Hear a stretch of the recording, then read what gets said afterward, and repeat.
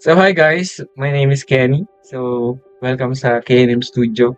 So so so gusto ko lang i-share sa inyo yung isang realization.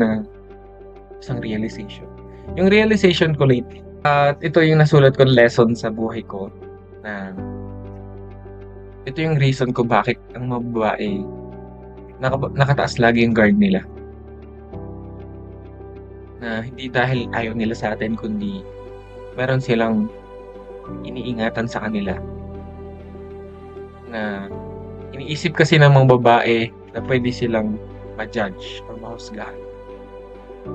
Kaya inaano nila 'to, kumbaga binababa lang nila ang guard nila sa taong pinagkakatiwalaan talaga nila. Kaya kung ikaw yung taong yun, napakaswerte mo. Ayan.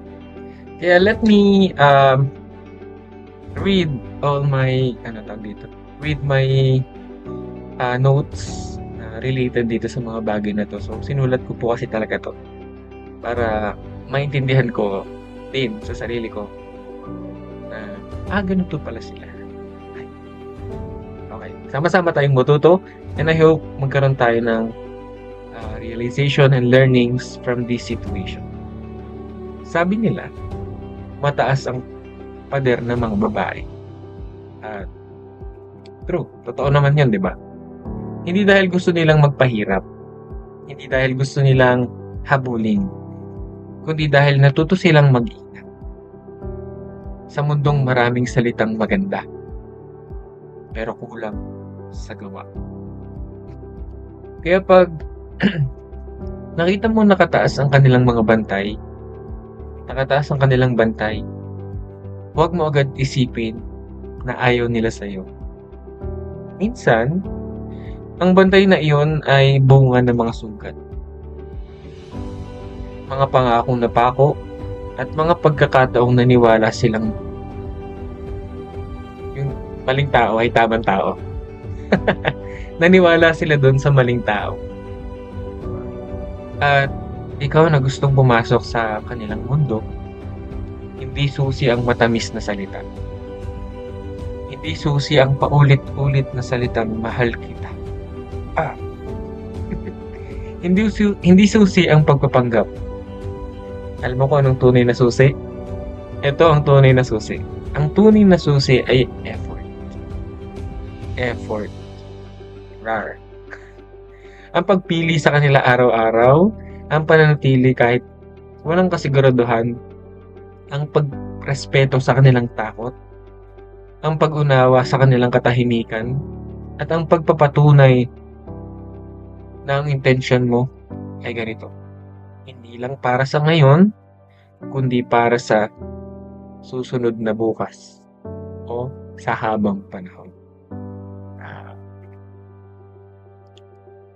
dahil ang puso ng mga babae ganito, hindi ito pintuang pwedeng pilitin buksan. Ito ay harding unti-unting nagbubukas sa taong marunong maghintay, mag-alaga, at maging totoo. At kapag dumating ang araw na ibinaba na nila ang kanilang bantay, hindi dahil natalo sila, hindi dahil sumuko sila, kundi dahil may isang taong pinatunayan na karapat-dapat silang pagkatiwalaan. Wow! At sa mundong puno ng mabilis na pag-ibig, marahil ang pinakamagandang tagumpay ay hindi ang mapasagot ang isang babae, kundi ano? Kundi ang maging dahilan kung bakit muli silang naniwala. Kasi bonus na yun eh, na mapasagot mo yung babae. So ito yung pinakamahalagang bagay dito. Yung salitang maging dahilan ng isang tao na muling maniwala sa pag-ibig. Yun ang sagot.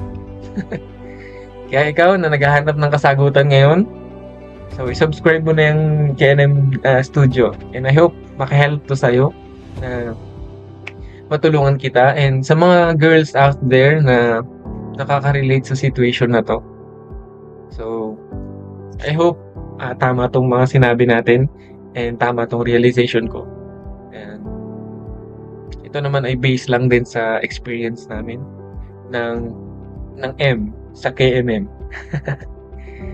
So, 'yan. So, sobrang thankful ako na nagkaroon ako ng partner na will help me to grow like this. Yeah. Thank you, Mademoiselle. Yeah.